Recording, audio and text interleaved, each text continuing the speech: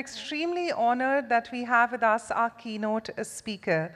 He was the Chief of the Indian Army and concurrently was also the Chairman, Chief of Staff's Committee of India till he retired. During his army service, he participated in wars with China, Pakistan, and commanded units and formations in counter-terrorist operations in the Northeast, Jammu and Kashmir, and Punjab. As a senior staff officer, he's dealt with operations in Sri Lanka and participated in the Maldives operations. He was involved in military diplomacy with a large number of countries, including China, Nepal, Bhutan, Israel, and Myanmar, to name a few. After retirement, he was nominated as a member of the National Security Advisory Board for 2 terms. He's somebody who has founded the Institute of Security Studies as a part of the Observer Research Foundation, New Delhi. Since 2001, he's also served as an independent director advisor on various boards of several known multinational companies.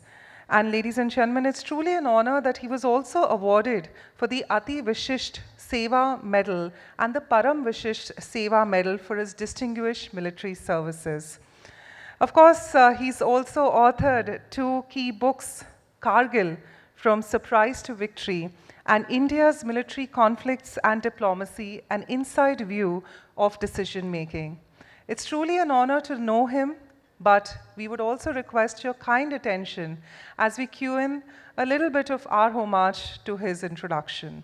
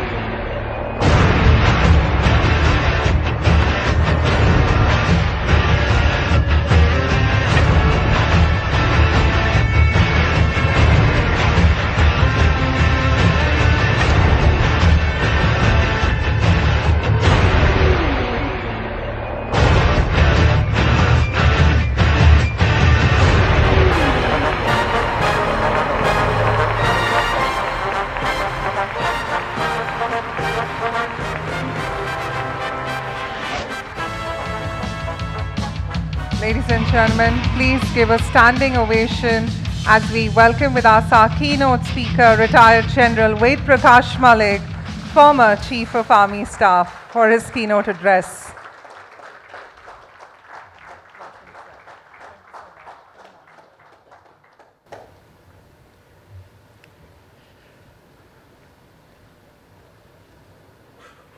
Can we have the first slide, please? Jai Hind, ladies and gentlemen. That's a different greeting from what you said.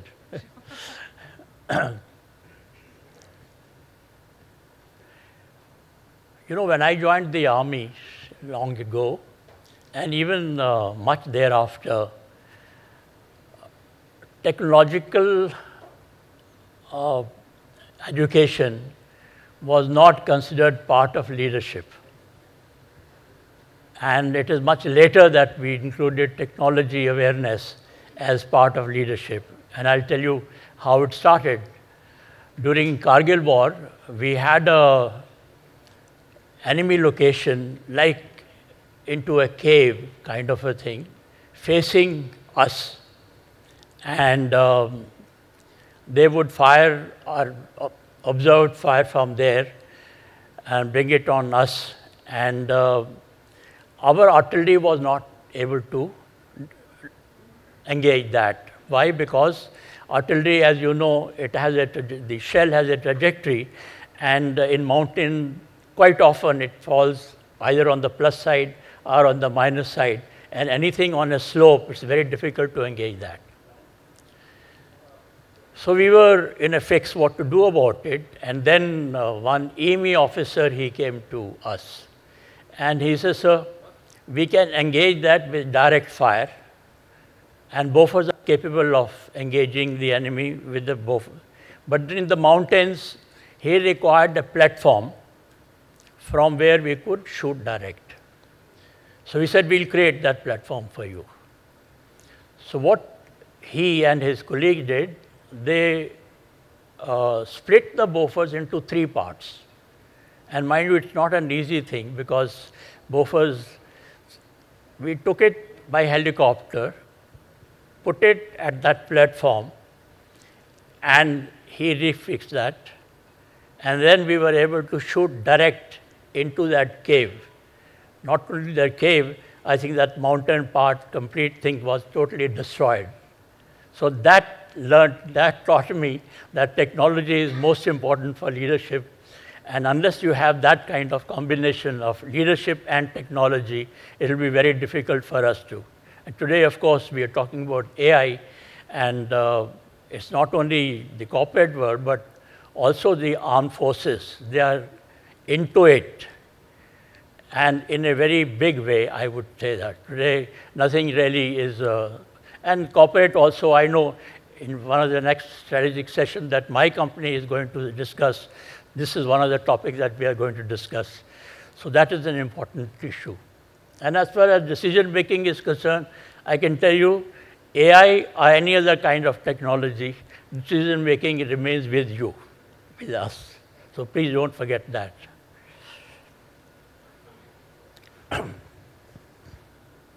Now, whether it is war or it is business, I believe that it is the human capital and now technology which are most important. And they are the biggest asset that any company can have, any organization can have. In the army, we used to say that the man behind the gun matters. Today, it's not only the man, but the woman behind the gun also matters. So please remember that. That still is continuing. The next quote that I have given is from Sun Tzu's book, The Art of War. Many of you would have heard about it. If you have human capital, victory and reward will follow.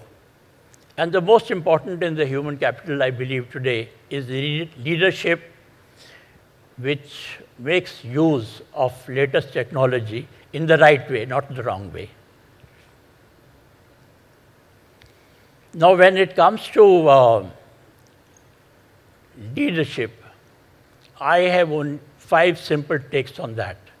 And the first one is the basic essential of leadership don't change. Whether you are commanding 5 people or 5 million people, it doesn't matter. They remain the same. And that's why I'm going to make it very simple. The other aspect, leadership is 35% knowledge and 65% your attitude and your conduct. Now, this is not just one of my takes like that. It is a research product, you can say that it is practical way of learning, doing things. And I have mentioned some of these aspects like positive, trustworthy temperament and sense of humor. All these aspects are important, the way you conduct. That is 65% of you. Because what you want your people to achieve the goal that you have in your mind. You give them the goal and then they have to achieve it. The next aspect is sound character. This is most important because that forms the major component in creating the trust. After all, you want all your subordinates to trust, otherwise they won't follow you. And I remember once there was some discussion with me and Prime Minister, and somebody had told him that, look, I should not have said something. You know, I had made a statement that we shall fight with whatever we have. So he asked me, you think it was uchit? I'm using that word which is now much talked about. Is it proper? I said, yes.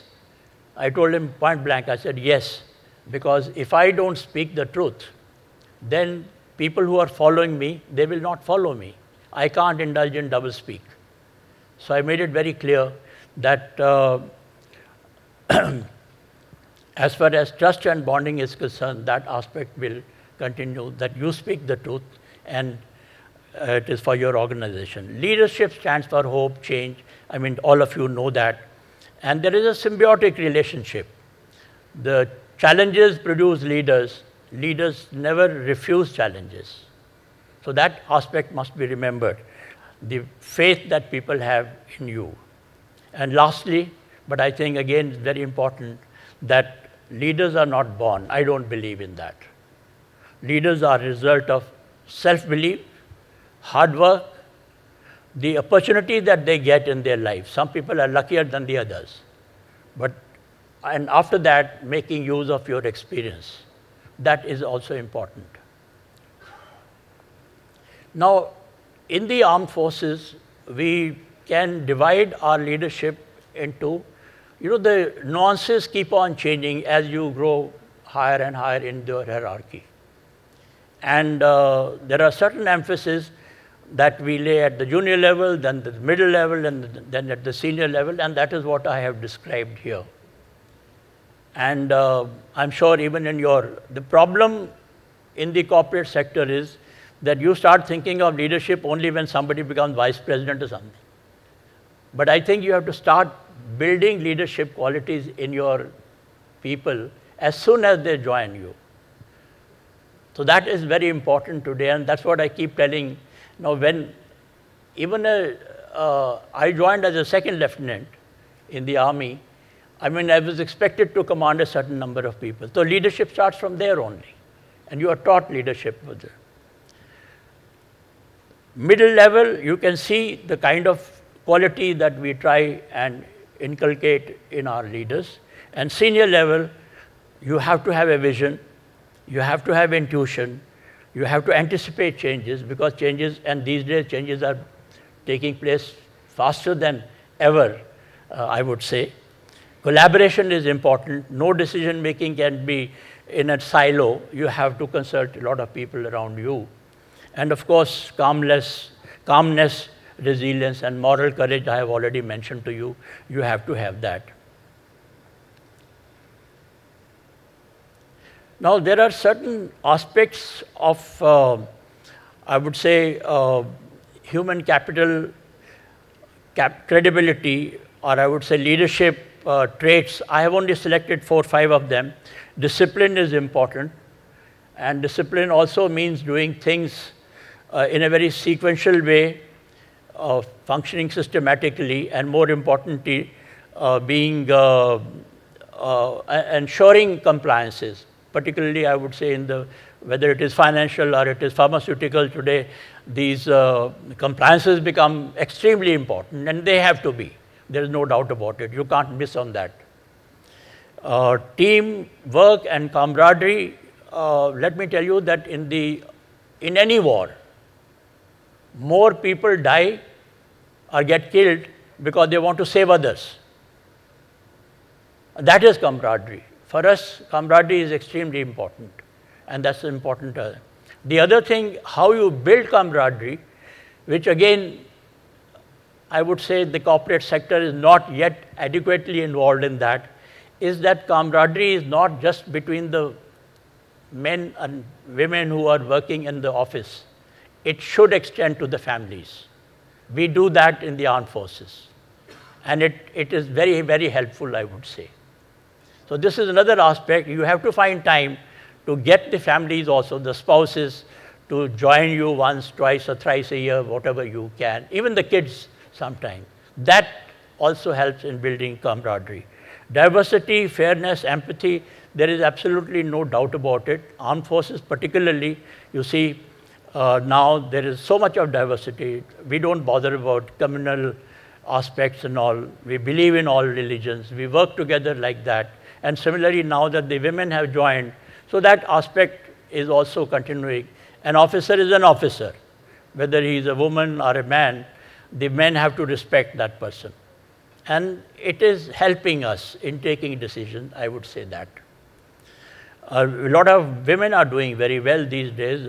We have now people up to the Lieutenant General's rank already. Physical, moral courage, I have told you, For us, it's extremely important because we are talking about human lives. But for you also it is important because we are not, it's not just a losing money, a loss of money, but also your credibility. And credibility of any organization, even corporate, is extremely, extremely important, I would say. Brand culture is also important. And brand culture counts, we all, I mean, I think you people probably know more than, I have not done MBA, but most of you would have done that.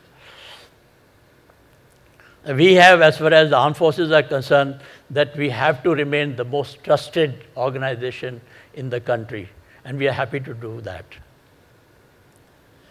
Now, you know, these days, your companies are dispersed all over.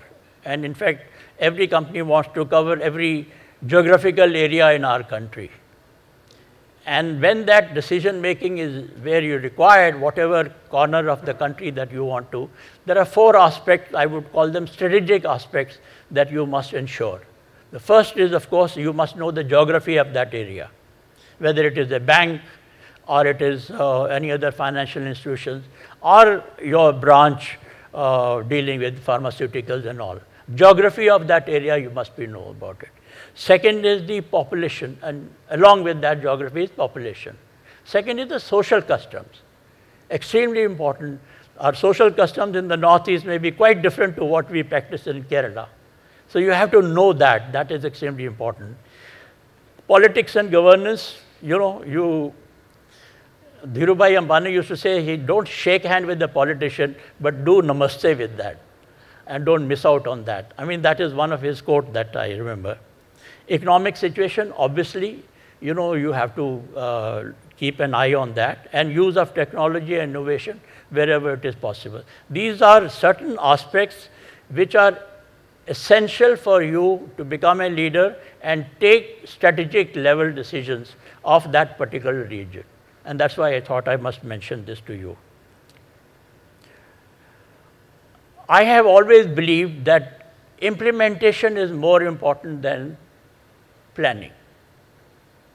During Kargil war, I was a planner, but the execution part, the implementation part, was done by the soldiers who won us the war. That's why I always give credit to them, and I don't take that credit. Although they have to work together, no doubt about it. And I have given a quote from Bhagavad Gita, and similar quotes would be available in other scriptures also, that action is more important, and that's what Bhagavad Gita teaches you. The planning is important, but more important is action. And all actions without exception culminate in knowledge. This is what I said, opportunity and experience. Knowledge and action both lead to supreme bliss. However, action is superior to knowledge. Test of a policy, how it ends and not how it begins. Please remember that. You will see ups and downs in whatever policy that you are adopting. It is seldom that it will just keep going up. You will see some dips in that once in a while. Empowerment and delegation of responsibility, particularly for dispersed teams. You cannot control everything sitting in Bombay of something that is happening in, let's say, Northeast or in J&K. So you have to depend on your junior leaders, and they are the ones who will be achieving their goal. You have to control the environment in which they can work their way through. My job during Kargil war was to deal with politicians, foreign countries, and the larger aspects of logistics, supply chain, and things of that nature. But the people who really won us the war were those who were attacking the enemy bunkers and enemy wherever they were sitting. So senior leaders should manage that aspect, not interfere everyday affairs of the region. But again, important thing is, and which is possible today, is keep an eye on what is happening and don't sort of neglect that. So you have to monitor developments, and wherever something is going wrong, then you will probably may have to step in or give the advice. I used to visit Kargil war every week. Although, as I said, I told you I never faced a bullet, I never had to. But I had to go there more, I would say, to for the morale purposes of the Jawans. If they see the leaders, they get motivated. And that is why I went every 6 days. I hardly interfered in any plans at the level of the brigade or a division and all that. That was not my job really, frankly. But if somebody wanted my advice, or I could give him very politely, why don't you try this? Something of that nature. I'll now talk a little bit about Kargil war.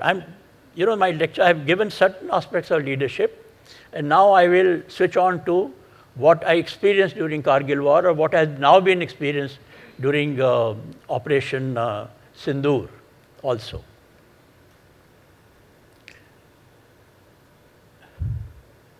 This map is quite clear. The purple line is line of control, and the yellow line is AGPL, actual ground position line. We call it because this came about in '84. This is not drawn on the ground, it is on the map only, and we managed to occupy that before the Pakistani did, and that's why it is still called differently, actual ground position line. The person who started the war, of course, from the other side is there. The first challenge was we really had no idea, no intelligence, no surveillance as to who these people are.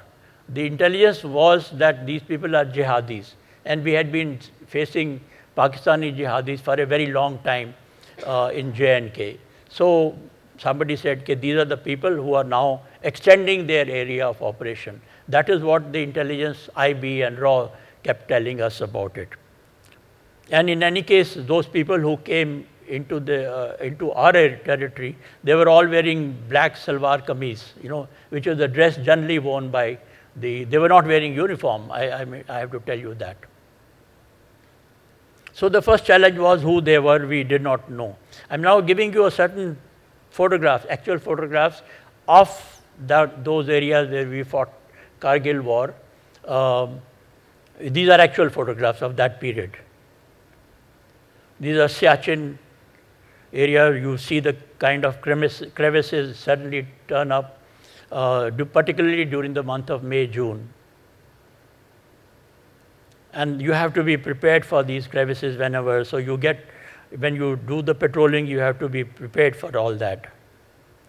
These are the kind of makeshift helipads sometimes we had to. This is, of course, little earlier than the war period, photograph of a place called Kumar Post. This is famous Tiger Hill. I don't know how many of you have been to Kargil side, or Kargil, or I think some of you need to go there. And I'm not saying for anything else, but it is a part of India's geography which is fascinating. And of course, if you go there, you will also get to know more stories about Kargil war and other wars that we fought. But it is something which is fascinating, absolutely, I'm telling you, and worth going there. This is again a photograph taken from a helicopter of Batalik sector, and I have drawn the purple line just to indicate to you. It's very difficult when there is so much of snow. In those days, we didn't have proper GPS, incidentally, I have to tell you that. You couldn't really make out whether you are on our side or on their side. So there were many challenges. Terrain is one. You have seen the kind of terrain that we have. Intelligence failure, I have told you that. And now, incidentally, our rules of engagement are different for when you are engaged with jihadis, because some of the jihadis are your own people. We don't use heavy weapons. We don't use air force and things of this nature. And anytime you want to use a heavy weapon, you have to go up and ask permission, different levels, of course. So those are different rules of engagement which are different to a war situation. And because people were telling us jihadis, so initially we suffered more casualties because they were using all the weapons while we were restricting ourselves in use of artillery, our air force, etc. Surveillance failure, again, because of the winter conditions, and we had no technology or gadgetry, I would say that, those days. Shortages in weapons we had because we had not been getting enough money. So there were major shortages in our weapons. We were working on almost 65 to 70% or even less than that of the total required holding. And due to nuclear tests that we had done a year earlier, we were blacklisted by most of the firms in USA, UK and all. And in fact, we were not even on talking terms, can I say that, with USA at that time, even during Kargil war. It's only after Kargil war that we started resumed this thing. Some of the weapons which had gone for repairs, they did not come back from UK, I remember. So the situation, what is generally now known as VUCA, volatile, uncertain, complex and ambiguous, which I suppose continues even today. Resilience, there is some quote somewhere I probably wrote, and that's why I'm quoted again and again, that Kargil war was one such war where we had to be resilient. The direction given at the political level by the CCS was, India is a victim of intrusion, but we will exercise restraint. India will take all measures, including military, to ensure that intruded areas. This is the direction that we got from the political leadership. India's armed forces will not cross the border. Now, this was a huge restraint on us. Literally, you will now have to fight with one arm at least behind your back. And because the situation was not clear, so we didn't say anything at that time when this direction was given. I remember 23rd of May, 1999. So we worked on our joint military strategy, Army, Navy and Air Force, and basically what we created, that we needed to create an imbalance in Pakistan military forces so that they cannot concentrate their effort only in Kargil sector. Now, this strategic imbalance aspect is important in corporate sector also, when you are competing with each other. Please remember, how do you want to upset the other party? And that is what was going on in our mind at that time. How do we create that situation? Threaten and maintain pressure on Pakistan throughout land, air and sea border. That is what we decided, that we threaten them all around. If necessary, be prepared to escalate the situation and launch forces across the border or LOC. Now, 3rd of June, the Prime Minister made a second time an announcement in public that I have told the armed forces not to cross the border. When he came back, I met him in Delhi, and we were walking together, and I said, sir, please don't make that statement again. And Bajpayee, he was a great listener. He didn't speak much, so he looked at me questionably, what do you want to say? So I said, sir, if we cannot undo what has happened in Kargil, then I have no alternative except to cross the border or LOC. And when I come to you for that permission, what will be your take? So he kept quiet, didn't say anything and all. We kept walking. In the evening, Brijesh Mishra, who was the NSA at that time, he took an interview on a TV channel. And there he made a statement. He says, we have told the armed forces not to cross the border today. We don't know about tomorrow. And that, I thought, was a major lesson that we wanted to convey to major thing to. So that kind of a situation occurs and all. We had to retain balance on the other border, China particularly, and also Bangladesh.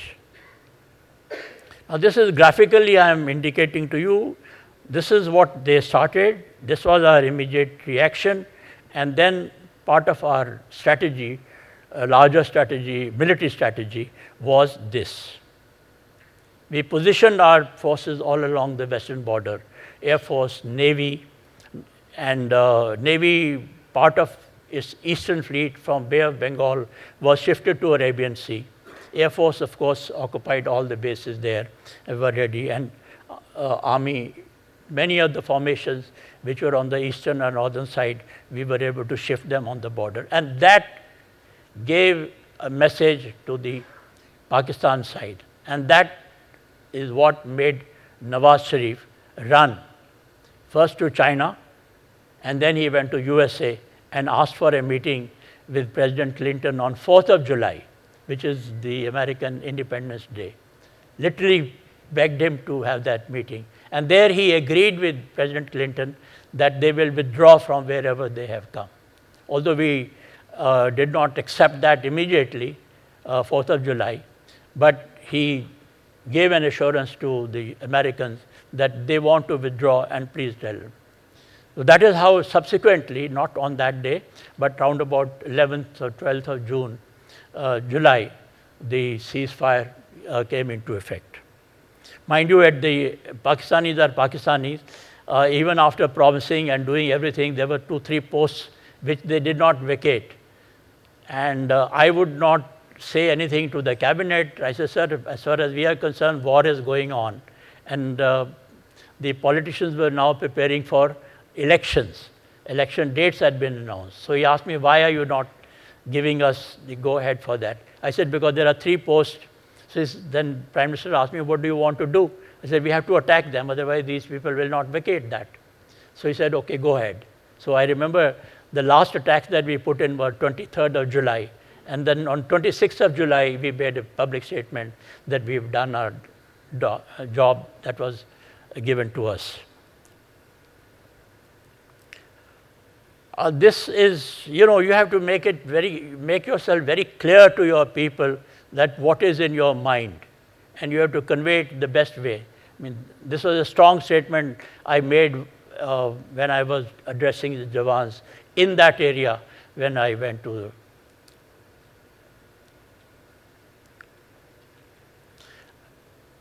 I want you people to know, like the army, our armed forces, they have to depend more on the people on the front side.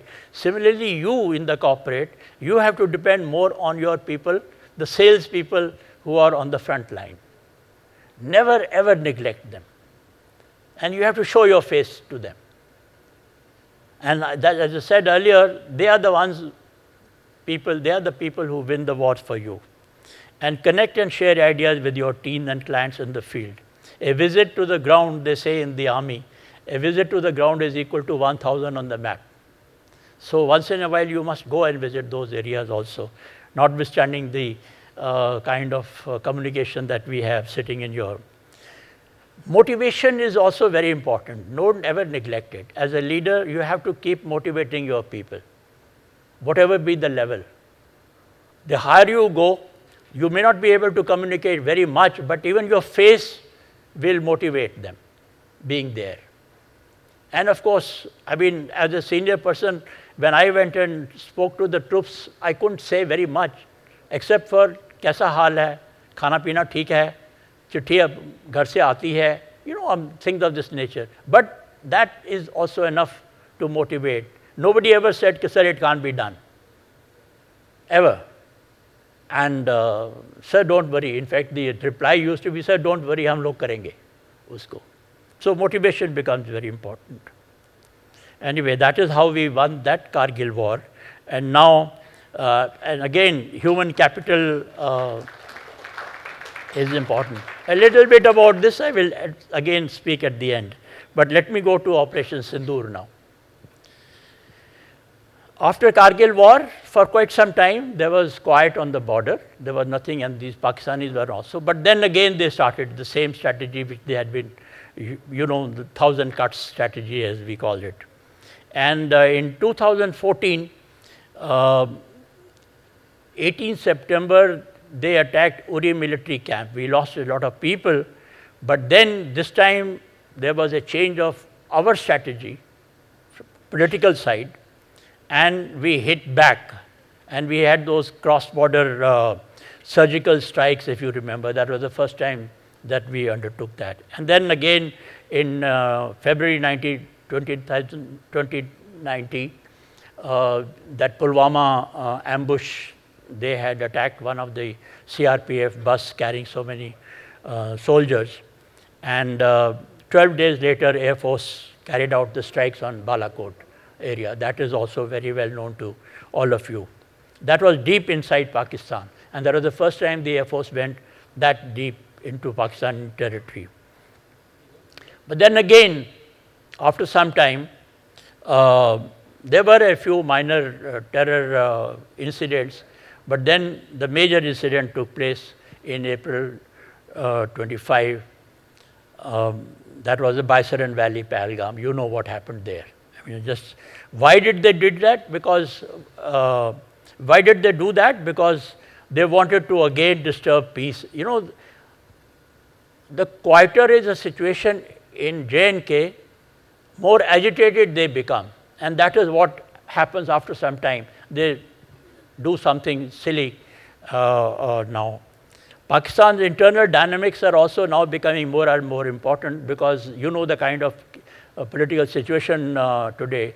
The civil administration or the elected people are literally subservient to Asif Munir and his people in the armed forces.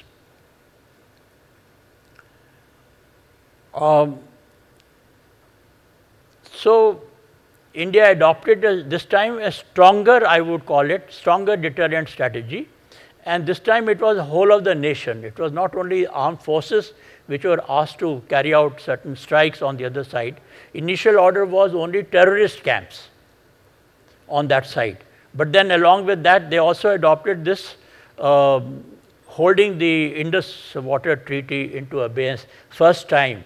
We had talked about it so many times earlier, even during Kargil war, but we did not indulge in that. This time, the political situation, political leadership took that decision. And we launched Operation Sindoor. Initially, we attacked their terrorist camps with our standoff weapons not entering Pakistan, but standoff weapons fired from our side of the border. This is technology now, and I'll talk about it a little later. And but our intention was not to escalate further. But I think we went wrong there. We should have expected that they will react. After all, every nation, whatever type of nation that may be, you know, they won't take it lying down, and they have a good armed forces. So they retaliated on the 8th and 9th, and they fired. They literally swarm drones and missiles came into. Luckily, no major damage was done. Very minor damages are done. That is thanks to our air defense capability. By this time we had acquired that. And then on the night of 9th, 10th, I would say 10th more, that we hit back all their bases. And this is what happened after that. And then the ceasefire was announced only, we accepted ceasefire only because it was the DGMO, and we made the DGMO wait for some time, and then subsequently after 3-4 hours we told him, okay, we are not. So this nonsense about you know, the President Trump taking all the credit and all is now this is a photograph of the May 7th strikes on their terrorist camps on their side. Main one, of course, were Bhavalpur and Muridke in Lahore, but the other camps also on the other side of the line of control were engaged. And this is what then they did. They attacked us. The map,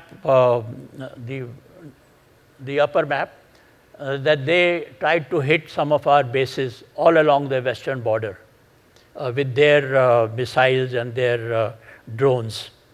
And then subsequently, what happened in the bottom picture, you noticed, then we went all out with our Air Force to engage their basically main airfields and their radar stations. Because once those are eliminated, or those are, I would say, made non-functional, Then the army would go in, but that stage never came, because these are the photographs of the damage done to their air bases, Rawalpindi, Sargodha, and Jacobabad airfield, which is again further west, the actual photographs of the destruction that took place. One of their airfield, I think, has been repaired, Bhavalpur airfield, only very recently. For quite some time, for many months, it was literally non-functional. Now, we made good use of S-400 SAM missile, which we managed to get from Russia, despite all the protests from the USA. And that became very, very effective. It's a long range of 250. In fact, probably the longest range at which we caused damage to Pakistan. It has not been done so far any other country. We made use of this range.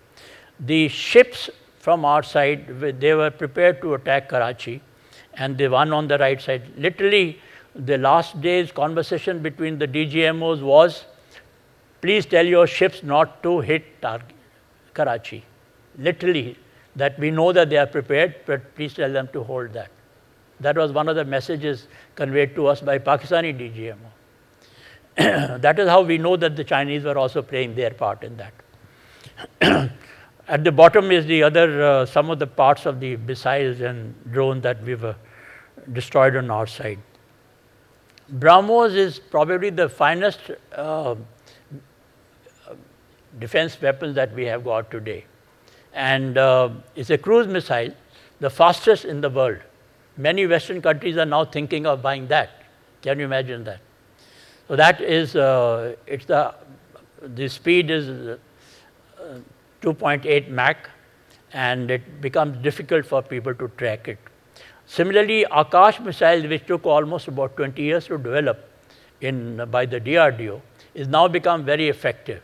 And they are also air-to-air missile or ground-to-air missile. They can be used. So some of these weapons that we developed ourselves have become quite effective now. So again, I would say Kargil war was primarily human capital, while Sindoor was primarily technologically different, and that is why things have become. Now imagine in Kargil war, we lost more than 500 people. It took 80 days for us.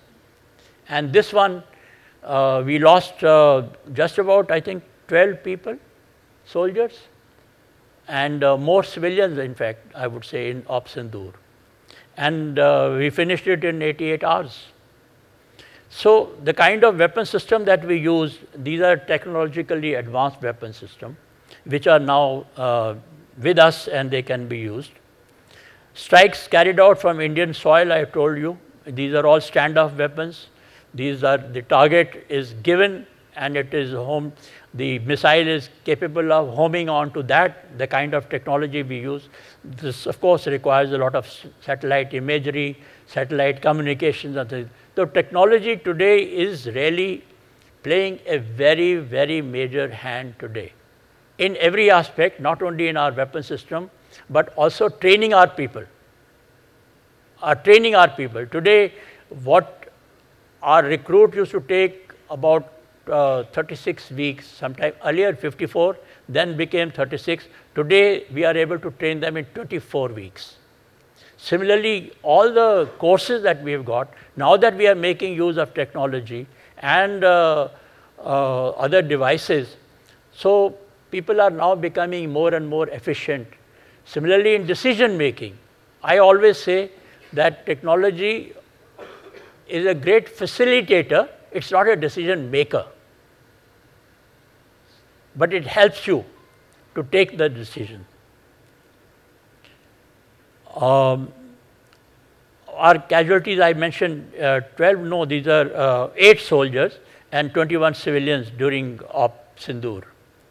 So Sindoor has now reshaped both the geopolitical and strategic landscape in the whole of South Asia, and that is why now there are more and more people wanting to buy our weapon system. Now I come to my last stage, and these are a few letters that I want to read.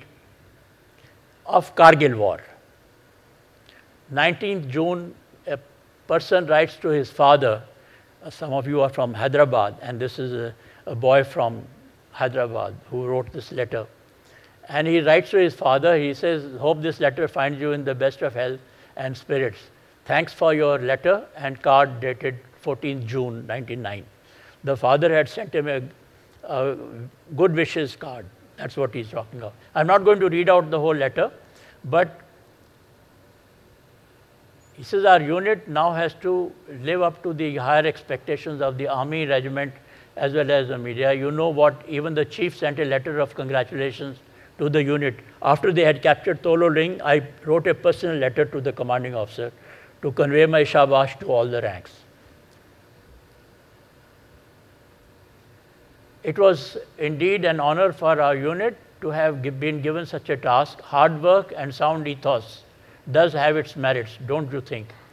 We now have to work harder. And then he goes on to say, please don't worry about casualty. It's a professional hazard which is beyond our control. I hope you can hear me. Okay. So then he quotes from Bhagavad Gita that if you are doing the righteous work, dharma work, then even if you die, you go to heaven. He quotes from that Bhagavad Gita. This thing. No, we are not air maintained, but food is good. We have a doctor, if not. Yes, the Prime Minister's Kargil visit was a good motivation. Prime Minister had visited and I had accompanied him on 13th of June. So he's talking about that. And then he, please tell mother that combat is an honor of a lifetime, and I would not think of anything less. What better way to serve the nation? I am proud to be in the infantry special battalion. Take care of your health as well as mothers. Don't worry and lose sleep. Tell a story a day of the Mahabharata to Charu, so that your grandchild imbibes good values.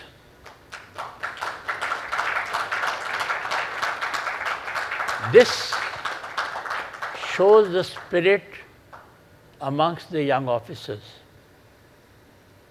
Unfortunately, we lost this officer before the daughter was born. But it is indicative to you of the kind of spirit that people had at that time. This is human spirit. There is another letter. I'm not going to read out which person wrote to his friend, and in that 23-year-old boy, young captain, he writes, I don't know what will happen in the next moment, but I can assure you and all countrymen that certainly we will push back the intruders at whatever cost. You can have that kind of motivation amongst your people. It is possible.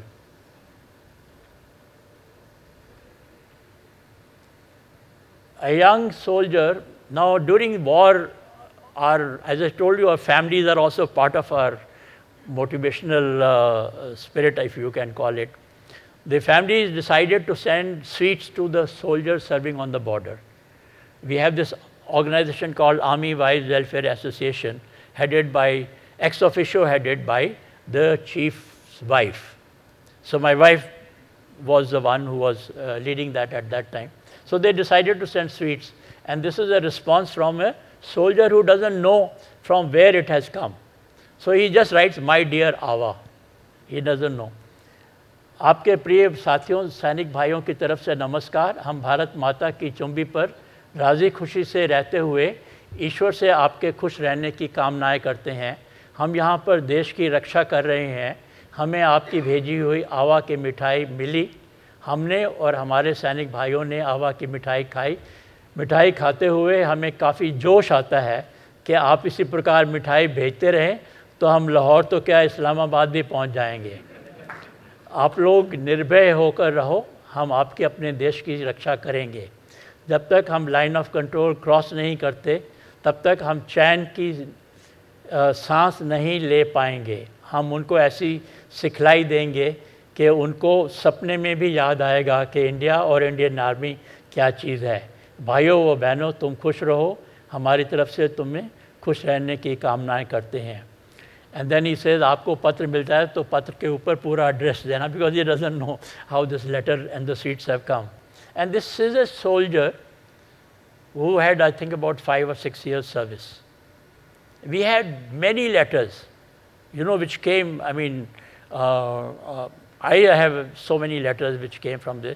But the whole idea of my reading out these letters is that, look, our human capital is capable of being motivated to such an extent.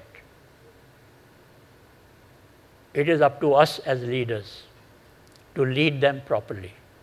And if you do that, the victory, in whichever way you want to mean it, will be yours. Thank you very much.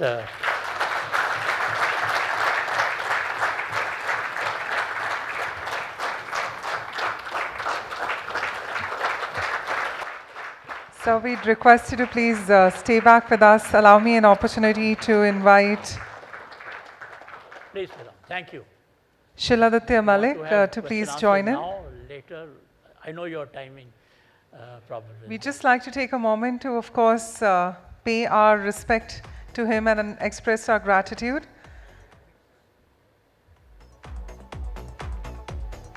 What an honor it has been to have our keynote addressee. Let's once again give him a big, big round of applause, ladies and gentlemen. Retired General Ved Prakash Malik. Thank you so much for joining us at SmartNext 2026. What a prime moment it is for all of us to celebrate